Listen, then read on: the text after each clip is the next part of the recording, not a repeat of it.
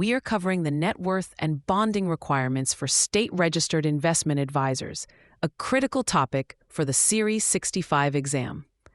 The exam will test your knowledge of the specific dollar thresholds an investment advisor, or IA, must maintain. These requirements hinge on whether the advisor has custody of client assets or simply discretion over their accounts. An advisor with custody, meaning it holds client funds or securities, must maintain a minimum net worth of $35,000. If the advisor only has discretion, which is the authority to make investment decisions in a client's account without consulting them on each trade, the minimum net worth requirement drops to $10,000. It's crucial to remember that these are NASAA model rule requirements, and an advisor must comply with the requirements of the state where its principal place of business is located. Federal covered advisors are not subject to these state-level net worth requirements. A common exam trap is to confuse the requirements for custody and discretion. For instance, a question might describe a scenario where an IA has the ability to withdraw funds from a client's account to pay its advisory fees. This is considered a form of custody and would trigger the higher $35,000 net worth requirement unless specific safeguarding procedures are met. Another trick question might involve an advisor who prepays advisory fees of more than $500 6 months or more in advance.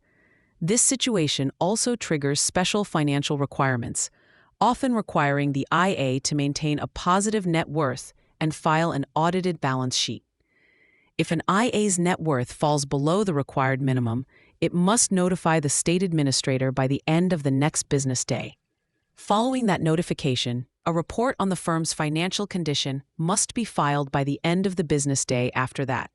Now, what if an advisor cannot meet the net worth requirement? The state administrator can allow the advisor to post a surety bond.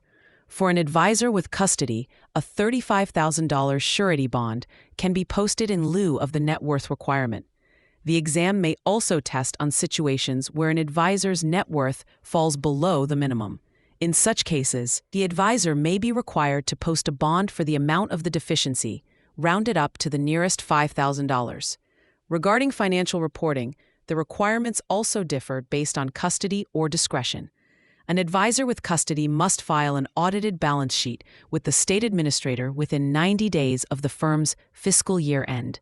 However, an advisor with only discretion needs to file a balance sheet, but it does not need to be audited. This distinction is a frequent subject of exam questions. To help you remember these key figures, use this simple phrase: custody is costly, so it's $35 to hold the keys. Discretion is cheaper at $10, just to trade with ease. This connects the higher cost or net worth of $35,000 to the significant responsibility of holding client assets, and the lower $10,000 requirement to the lesser, though still substantial, responsibility of discretionary trading authority. For free practice questions, AI-powered explanations, and more exam prep tools, visit openexamprep.com. That's openexamprep, all one word, .com.